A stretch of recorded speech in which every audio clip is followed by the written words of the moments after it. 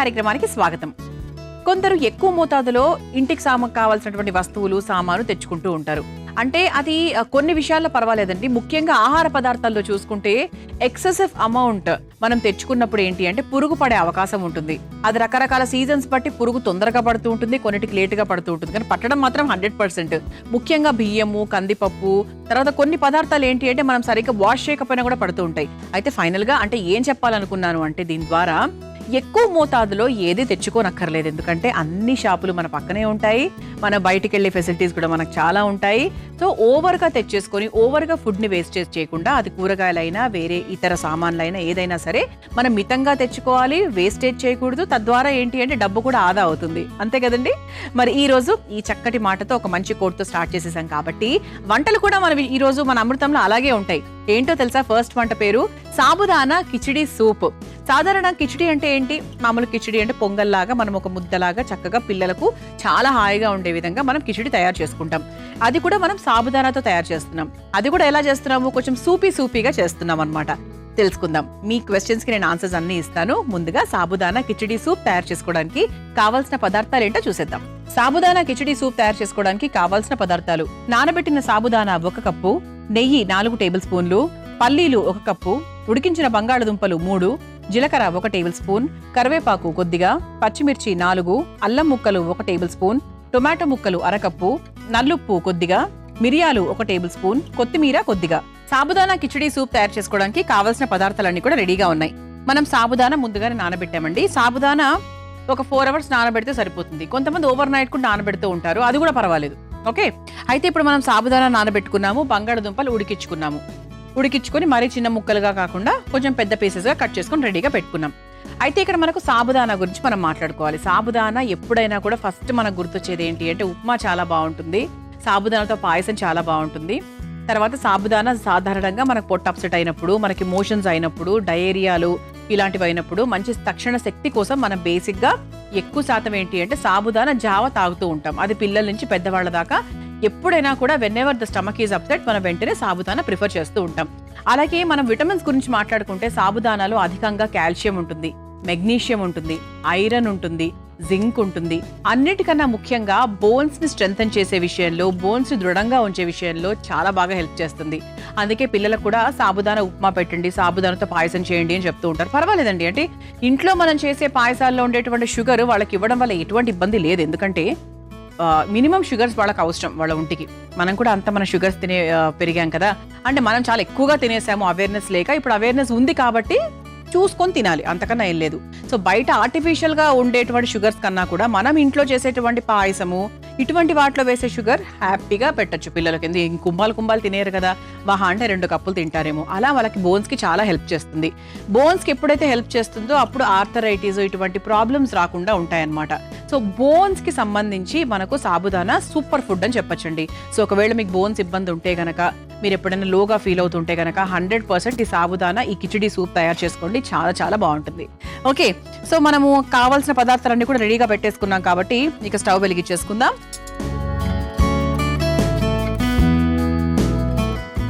ఇది మనము కిచిడి అంటే ఎప్పుడు కూడా నెయ్యితో స్టార్ట్ చేసుకుంటే ఇంకా టేస్ట్ అనేది బాగా ఎన్హాన్స్ అవుతుంది కాబట్టి కాస్త నెయ్యి వేసేసుకుందాం. నెయ్యితో పాటు మీరు కొంచెం నూనె కూడా మిక్స్ చేసుకోవచ్చు, కాకపోతే నేను పూర్తిగా నెయ్యితోనే చేస్తున్నాను. జస్ట్ 2 స్పూన్స్ ఆఫ్ ఘీ వేసానండి. ప్రతిరోజు మన శరీరానికి ఒక 2 స్పూన్ల ఘీ చాలా చాలా అవసరము.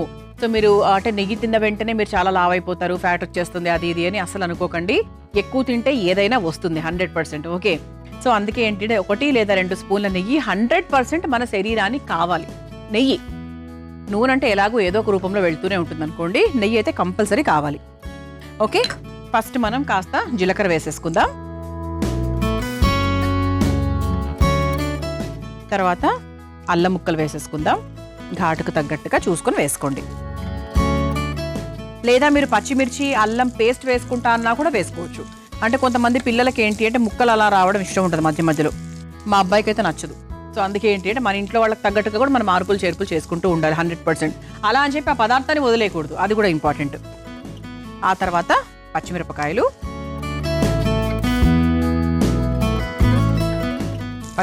వేసి ఒకసారి వేయించేసుకున్నాక కరివేపాకు కూడా వేసుకుందాం. అలాగే పల్లీలండి. సో పల్లీలు కూడా మనకు ఖచ్చితంగా, అంటే మనం మామూలుగా ఒక పులిహోర పోపు పెట్టుకుంటాం కదా, ఆ రకంగా అనమాట ఇంతవరకు మనం చేసింది అయితే. సో ఇది కాస్త సిమ్లో పెట్టుకొని మనకు కావాల్సినంత పల్లీలు ఇంకా చూసుకోండి. అంటే మీకు కొంతమందికి పల్లీలు ప్రతి పులిహోరలో మాట్లాడుకుంటే ప్రతి ముద్దకి ఒక 2-3 రావాలని కోరుకుంటూ ఉంటారు. కొంతమందికి ఏంటంటే కొంచెం మీడియంగా ఉండాలనుకుంటారు. నాకు తెలుసా అండి, నాకు పచ్చి పల్లీలు తినడమే ఇష్టం వేయించిన పల్లీల కన్నా కూడా పర్సనల్గా. కానీ బాగుంటుంది ఇలా మనకు చక్కగా వేయించిన పల్లీలు మనకు మధ్య మధ్యలో కిచిడి సూప్లో తగులుతూ ఉంటే కూడా బాగుంటుంది. ఓకే, ఆ తర్వాత మనము మిరియాలు వేసుకుందాము. సో మిరియాలు దంచైనా వేసుకోవచ్చు. ఇలా మనకు వేయించేటప్పుడే వేసుకుంటే ఏంటంటే మనకు ఆ సారం అనేది బాగా పడుతుంది. సో కొంచెం ఎక్కువ వేసుకోండి, సో దట్ మనకు కరెక్ట్గా సరిపోతుంది. మీరు మిరియాల పొడి వేసుకునేటప్పుడు కొంచెం చూసుకొని వేసుకోండి అంతే. మిరియాలు కూడా చాలా, అంటే మనకి పోపు దినుసుల్లో చాలామంది మిరియాలను అసలు కన్సిడర్ చెయ్యరు, కానీ చాలా చాలా మంచిదండి. మిరియాలు ప్రతి పోపులో వేయడం వల్ల టేస్ట్ ఎన్హాన్స్ అవ్వడం అనేది 100% జరుగుతుంది అనుకోండి. సెకండరీ ఏంటి అంటే ఈ టాక్సెస్ యాంటీ ఇన్ఫ్లమేటరీ. సో అందుకు మనకి ఇన్ఫ్లమేషన్స్ రాకుండా ఉండడానికి చాలా బాగా సహాయపడుతుంది అనమాట. ఓకే, సో తర్వాత మనం టొమాటో ముక్కలు కూడా ఇలా కొంచెం మరీ సన్నగా కాకుండా పొడువుగా కట్ చేసుకున్నాము. అది వేసుకొని ఒక్కసారి వేయించేసుకుందాం.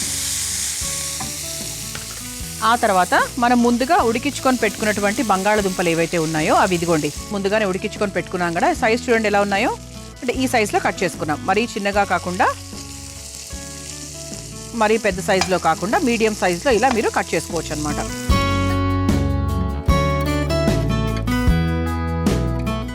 అంటే కొంచెం మనకు కనపడతాయి కదా కళ్ళకి అది. అండ్ బాయిల్డ్ పొటాటో అనేది చాలా చాలా మంచిదండి ఆరోగ్యానికి. ఇట్స్ బెస్ట్ అని చెప్పచ్చు. బాయిల్డ్ పొటాటోలో మనకు చాలా మంచి న్యూట్రియంట్స్ ఉంటాయి. At the same time fried పొటాటోలో అంత చచ్చిపోతాయి. సో దట్స్ వై ఈ ఫ్రెంచ్ ఫ్రైస్ అవన్నీ ఎందుకు నిషేధం అంటారు అంటే, బంగాళదుంపే కదా పిల్లలు కాకపోతే ఎవరు తింటారు ఆలు, ఇటువంటి మాటలని చెప్తూ ఉంటారు. కానీ ఆలు బాగానే ఉంది, ఓకే, పొటాటో వరకు చాలా బాగుంది. దాన్ని మనం ఎలా చేస్తున్నాము, నూనెలో దాన్ని వేయిస్తే అంతకనే బ్యాడ్ ఇంకోట్లేదు, ఉడికిస్తే చాలా మంచిది. అదనమాట డిఫరెన్స్. ఒక పదార్థాన్ని మనం ఎలా చేస్తున్నాము అనేది చాలా చాలా ఇంపార్టెంట్. ఆ తర్వాత మనం కాస్త బ్లాక్ సాల్ట్ వేస్తున్నామండి. అంటే కొంచెం మనకు దీని టేస్ట్ కొద్దిగా వేరే ఉంటుంది. ఓకే, అంటే ఈ కిచిడికి కొంచెం అది బాగుంటుంది, సూప్ కదా. సో కొంచెం సూపీగా ఉండడానికి ఈ టేస్ట్ యాడ్ అవుతాయి. ఏంటి అంటే సూప్ టేస్ట్ కొంచెం డిఫరెంట్గా ఉంటుంది, అంతకన్నా ఏం లేదు. సో సాధారణంగా మనం కిచిడీలకు మామూలుగానే ఉప్పు వాడుతూ ఉంటాం. ఇది వేస్తే ఏంటంటే సూప్లో భాగంగా మనం చేసుకుంటున్నాం కాబట్టి ఇది వాడుతున్నాం అనమాట. మంచిదండి, నల్లుప్పు కూడా యాక్చువల్గా మంచిది. బట్ అంటే ఎవ్రీడే బేసిస్లో 100% మనం ఏం వెయ్యం. కొంచెం మనకు ఆ చట్పట్ టేస్ట్ కావాలి అన్నప్పుడు దాన్ని మనం వేసుకుంటూ ఉంటాం. ఇప్పుడు ఇదిగోండి ఇలా చక్కగా సాబుదానాన్ని మనం నానబెట్టేసుకున్నాము. అలా నానబెట్టిన సాబుదానాన్ని చక్కగా వేసేసుకుందాం. ఇది ఒక్కసారి చక్కగా మిక్స్ చేసేసుకుందాం. మనం వేసిన నల్లుప్పు తర్వాత మిరియాలు ఇవన్నీ బాగా కలిసే విధంగా చక్కగా ఒకసారి కలిపేసుకుందాం. కలిపేసుకొని మన వంట పేరేంటి, సాబుదానా కిచిడి సూప్. సో ఇంతవరకు కిచిడి లాగా ఉంది, బాగా నీళ్లు పోసుకుంటే సూప్ అవుతుందన్నమాట. ఓకే, అంటే మనకు సాబుదానాన్ని జారుగా తాగడం చాలా అలవాటు బేసిక్గా, అవునా. సో ఉప్మా ఎలా అయితే తింటామో అట్ ద సేమ్ టైం మనకు జారుగా ఒక సాబుదానా జావ తాగడం కూడా చాలా అలవాటే. ఇంతకుముందు మనం మాట్లాడుకున్నాం. సో అందులో భాగంగా ఇలా తాగితే కూడా మనకి చాలా టేస్టీగా ఉంటుంది. మధ్య మధ్యలో అలా ముక్కలుగా మనకు ఆలుగడ్డలు ఇవన్నీ కూడా తగులుతూ ఉంటాయి కాబట్టి చాలా బాగుంటుంది. సో ఇదిగోండి, సో నీళ్ళు ఎంత పోస్తున్నాను అంటే కొంచెం ఎక్కువగానే పోయాలి. కొంచెం మనం సూప్ లాగా చేసుకుంటున్నాం కదా, అలా కొంచెం ఎక్కువగానే పోయాలన్నమాట. సో కావాల్సిన మసాలాస్ అంటే ఏంటి, మిరియాలు, తర్వాత పచ్చిమిరపకాయలు, ఉప్పు ఇవన్నీ కూడా వేసేసుకున్నాం కాబట్టి ఇది ఒక మీడియం ఫ్లేమ్లో పెట్టుకొని ఒక 5 నుంచి 8 నిమిషాల వరకు బాగా మరిగించాలి. సాబుదానా బాగా ఉడకాలి, ఇది కొంచెం దగ్గర పడాలి, సూపీగానే ఉండాలి. మరీ ఇలా దగ్గర పడాల్సిన అవసరం అయితే లేదు, కొంచెం మనకు ఇలా జారుగానే ఉండాలి. ఒక 5 minutes అండి. సో ఎక్కువ టైం కూడా ఏం పట్టదు, బికాజ్ నానబెట్టాం కాబట్టి. మీ అందరి కోసం ఈ చిట్కా. సాధారణంగా గోధుమ పిండి, మైదా పిండి, శనగపిండి భద్రపరిచే డబ్బాలకు ఎక్కువగా పురుగు పడుతూ ఉంటుంది. అలా పట్టకుండా ఉండాలి అంటే, పిండి ఎప్పుడు ఫ్రెష్‌గా ఉండాలి అంటే, అందులో ఒక బిర్యానీ ఆకు వేయాలి. అప్పుడు పిండ్లు చాలా ఫ్రెష్‌గా పురుగు పట్టకుండా ఉంటాయి. ఈసారి ఈ చిట్కాను తప్పకుండా ప్రయత్నించండి. మనం చక్కగా సాబుదానా వేసేసుకున్నాము, కావాల్సిన మసాలాలన్నీ కూడా వేసుకున్నాము, బంగాళదుంపలు వేసుకున్నాము, ఎక్కువగా నీళ్లు పోసుకున్నాం. అంటే కిచిడీ కోసం కాకుండా కిచిడీ కన్నా కూడా ఎక్కువ నీళ్ళు అనమాట. సూప్ కదా, సో అందుకు ఎక్కువ నీళ్లు పోసేసుకున్నాము. సో చివరిగా ఏంటంటే మనం కాస్త కొత్తిమీర వేసేసుకొని ఒక్కసారి మిక్స్ చేసేసుకొని ఆఫ్ చేసుకోవచ్చు. చూసారా, అంటే ఇక్కడ మీకు సాబుదానా యొక్క అద్భుతమైన గుణం ఏంటి అంటే ఈ జిగట, అంటే ఈ జిగురు అనేది ఆటోమేటిక్గా ఫామ్ అవుతుంది. సో ఇక్కడ ఎక్కడా మనము కార్న్‌ఫ్లోర్ ఇట్లాంటివి ఏమీ వేయనక్కర్లేదు. సో చక్కగా మనకు ఆటోమేటిక్గా మనకు ఆ ఫీల్ వచ్చేస్తుంది అనమాట. ఇక స్టవ్ కూడా ఆఫ్ చేసేసేయచ్చండి, అయిపోయింది. మన సూప్ బౌల్ కూడా రెడీగా ఉంది కాబట్టి సర్వ్ చేసేసుకుందాం.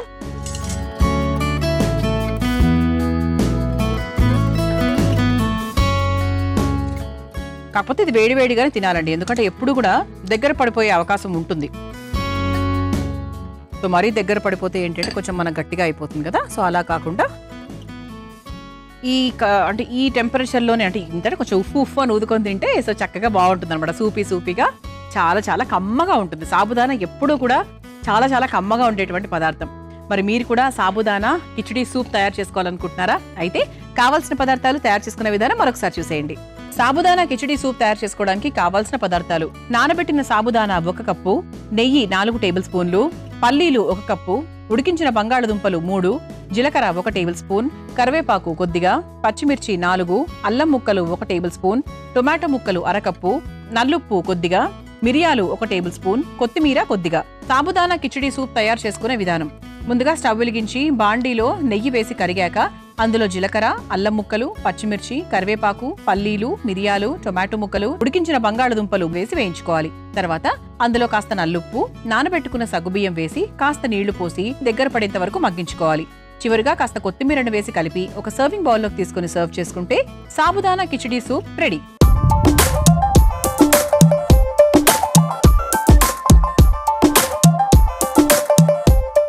చూసారు కదా, సాబుదానా కిచిడీ సూప్ ఎంత సులభంగా తయారు చేసుకోవచ్చో.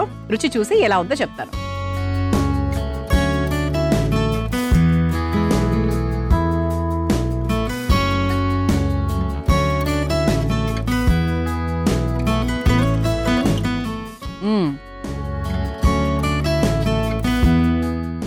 ఎప్పుడు సాబుదానాలో ఆ మ్యాజిక్ ఏంటి అంటే సాబుదానా, దాని టేస్ట్ ఎంత బాగుంటుందో, అది అలా నమ్ములుతున్నా కూడా హాయిగా ప్రశాంతంగా ఉంటుంది. అదొక ఆటలాగా ఉంటుంది పిల్లలకైతే చెప్తున్నా.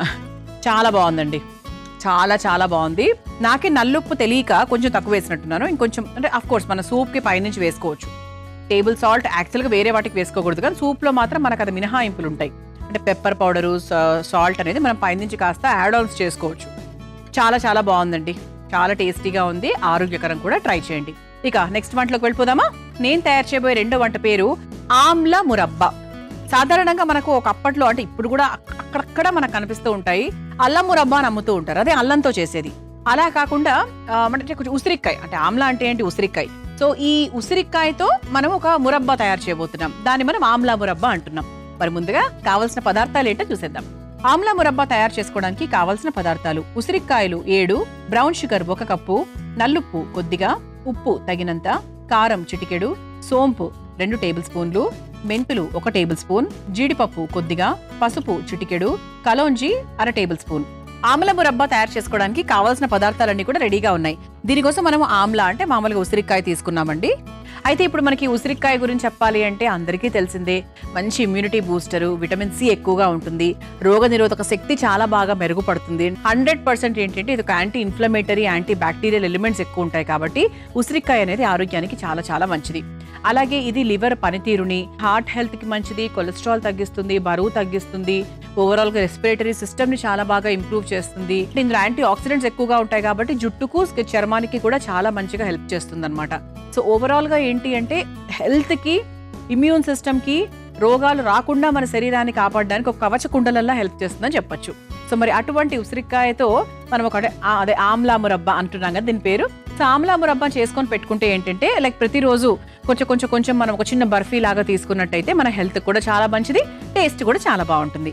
అయితే ఫస్ట్ మనం ఏం చేయాలంటే ఒక బాండీలో నీళ్లు పోసుకొని ఉసిరికాయల్ని ఒక 10 నిమిషాల పాటు ఉడికించుకోవాలి. ఓకేనా, ముందు ఆ ప్రాసెస్ చేసేద్దాం. ఇటు పక్క నేను స్టవ్ వెలిగించేసి కొన్ని నీళ్లు పోస్తున్నానండి.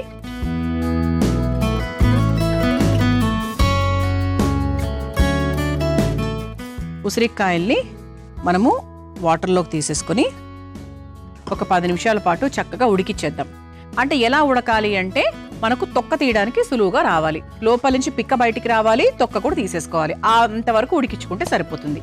ఓకే, సో ఈ లోపు పక్కన మనం ఒక చిన్న పోపు బాండి ప్యాన్ లాగా పెట్టుకుంటే చాలు. పెద్ద బాండి ఏం అవసరం లేదు, ఇలా మనకు ప్యాన్ వరకు పెట్టుకుంటే చాలు. అయితే ఫస్ట్ మనం ఈ ప్యాన్లో ఏం చేద్దామంటే మెంతుల్ని సోంపుని వేయించుకుందాం. పచ్చిగా ఆఫ్ కోర్స్ మనం ఎప్పుడు వేయలేం కాబట్టి అవి ఈ రెండింటిని కూడా వేయించుకుందాం.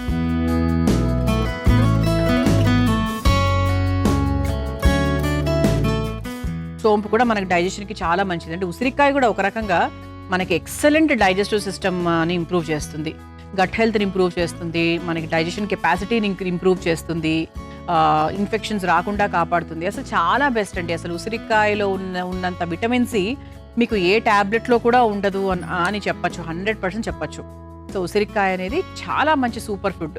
ఇందులో లేనిదంటూ ఏమీ లేదు, అన్నీ ఉంటాయి, మంచి మంచి కావాల్సినవన్నీ ఉంటాయి అన్నమాట. ఓకే, సో ఫస్ట్ మనము ఒక పెద్ద టీ స్పూన్ ఒక సోంపు వేసుకున్నాము. ఆ తర్వాత కొంచెం మెంతులు, మరి ఎక్కువ కాదు, కొంచెం మెంతులు. ఇది ఒకసారి మనం వేయించేసుకుందాం.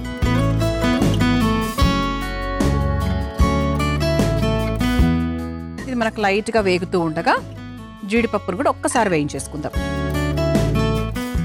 సో అందులో కలిసిపోయేటట్టుగా మీరు చిన్న పీసెస్ చేసుకుంటారు, కంఫర్టబుల్గా ఉంటుంది మనకి చేసుకోవడానికి అంటే కూడా మీరు అలా కూడా చేసుకోవచ్చు.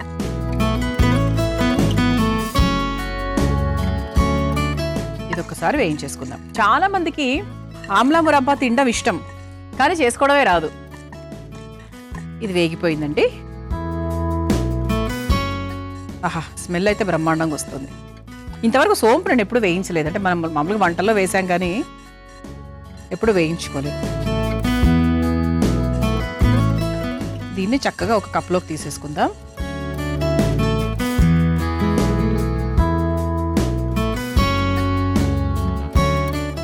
ఓకే, సో ప్రస్తుతానికి స్టవ్ ఆఫ్ చేద్దాము, మళ్ళీ ఓవర్గా హీట్ అవ్వకుండా. సో ఇటు పక్క మీరు చూస్తే కనుక ఉసిరికాయలు చక్కగా ఉడికిపోయాయి. మనకి 10 నిమిషాలు ఆల్రెడీ అయిపోయింది కాబట్టి స్టవ్ ఆఫ్ చేసేసుకుందాం. స్టవ్ ఆఫ్ చేసేసుకొని ఒక బౌల్లోకి తీసేసుకుందాం.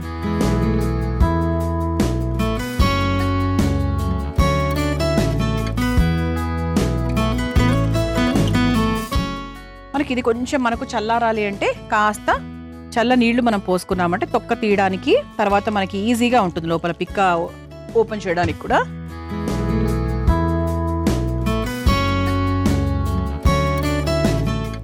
ఇలా కొంచెం మనము ఇలా చల్ల నీళ్ళలో పెట్టుకొని ఇలా ముక్కల్లాగా ఓపెన్ అయిపోతాయి ఆటోమేటిక్గా. సో పిక్క తీసి పక్కన పెట్టేద్దాం.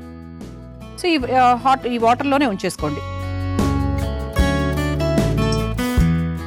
మనం చామదుంపలు ఎలాగైతే ఒలిచిస్తామో అట్లా.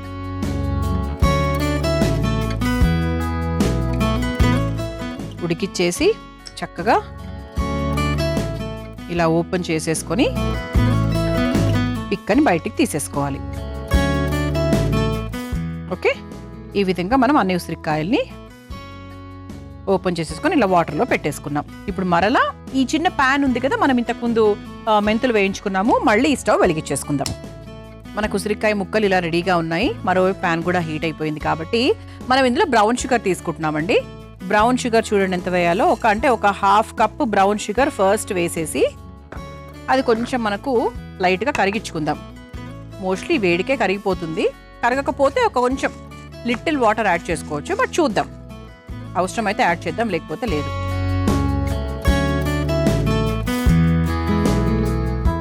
ఇప్పుడు ఇది కొంచెం మనకు కరుగుతూ ఉండగా ఉసిరికాయ ముక్కలు ఏవైతే ఉన్నాయో వాటిని కూడా మనం వేసేసుకుందాం.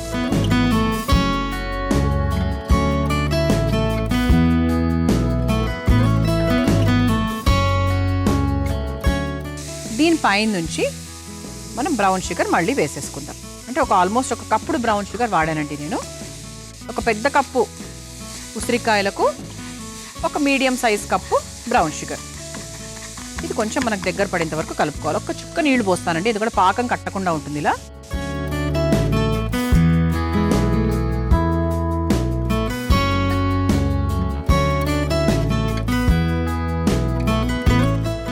పంచదార అంతా కూడా చక్కగా కరిగిపోయి ఉసిరికాయ కూడా కొంచెం బాగా ఉడికి కొంచెం మనకు దగ్గర పడాలన్నమాట. ఇది మధ్య మధ్యలో మనం ఇలా లైట్గా మొత్తం మ్యాష్ చేసుకోనక్కర్లేదు, లైట్గా ఇలా అనుకుంటే కూడా సరిపోతుంది. ఇది కొంచెం మనకు మీడియం ఫ్లేమ్లో పెట్టేసుకుందాము.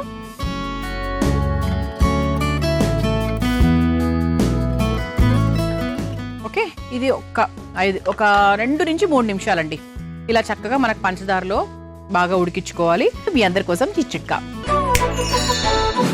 కొంతమంది పెదాలు నలుపెక్కుతూ ఉంటాయి. ఆ కలర్ అనేది పిగ్మెంటేషన్ అయి ఉండొచ్చు, రకరకాల కారణాల వల్ల అయి ఉండొచ్చు. ఆ పెదాల నలుపు త్వరగా వదలాలి అంటే నిమ్మరసము, తేనె, గ్లిజరిన్ ఈ మూడింటిని కలిపి ఒక చిన్న పేస్ట్ లాగా తయారు చేసుకొని రాత్రి పడుకునే ముందు పెదాలకు అప్లై చేసుకొని పడుకోవాలి. అలా తరచూ చేస్తూ ఉన్నట్టయితే పెదాల నలుపు త్వరగా వదిలిపోతుంది. ఈసారి ఈ చిట్కా మీకు అవసరమైతే తప్పకుండా ప్రయత్నించండి. చూసారా, కొంచెం మనకు దగ్గర పడిపోయింది. ఉసిరికాయ అలాగే బ్రౌన్ షుగర్ ఈ 2 కూడా మనం వేసుకున్నాము. అయితే ఇప్పుడు ఏంటి అంటే దీంట్లో నెక్స్ట్ ఏం యాడ్ చేయాలి? కాస్త పసుపు, చాలా లిటిల్ పసుపు, కొంచెం కారం, చాలా కొంచెం కారం, అంతే. జస్ట్ మనకు ఆ రుచి అలా తగలాలంతే. ఆ తర్వాత కొంచెం నల్లుప్పు, ఆ తర్వాత నార్మల్ సాల్ట్ కూడా చాలా కొంచెం వేసుకోవాలి, ఏది కూడా ఎక్కువ వేసుకోకూడదు. ఆ తర్వాత కలోంజీ, అలా చక్కగా కలోంజీ వేసేసుకొని ఒక్కసారి మిక్స్ చేసేసుకుందాం.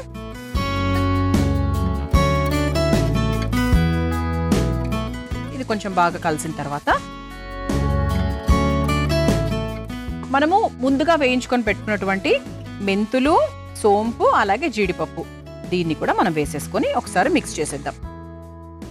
అంటే మనం వేసిన ప్రతి పదార్థానికి ఒక్కొక్క ఆరోగ్య విలువ ఉంది, అందుకే మనం వేసుకుంటున్నాం.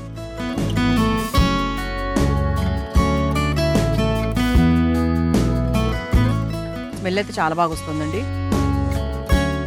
ఇక మనం స్టవ్ కూడా ఆఫ్ చేసేసుకోవచ్చు. సో చూసారా, మనకు పదార్థం అంతా కూడా కొంచెం బాగా దగ్గర పడింది. ఇప్పుడు అయిపోయింది కాబట్టి చక్కగా ఒక బౌల్లోకి తీసేసుకుందాం.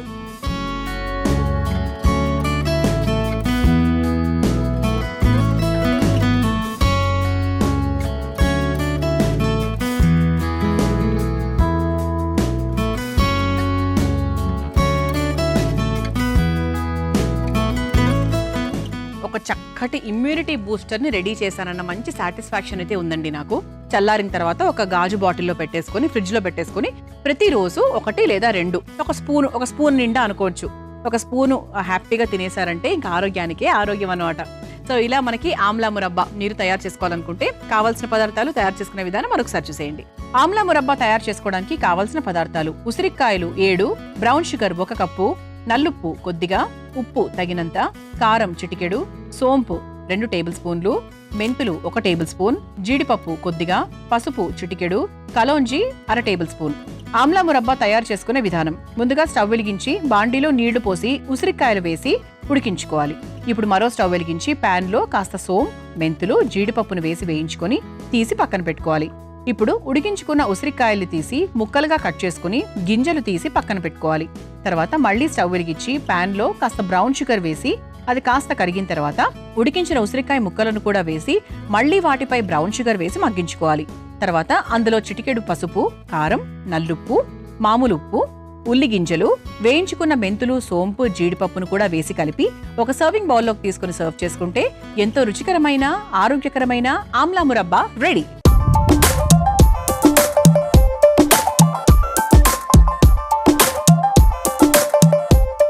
కార్యక్రమాన్ని తిరిగి చూడాలనుకుంటే www.youtube.com/@ETV Life Spiritual లో చూడవచ్చు.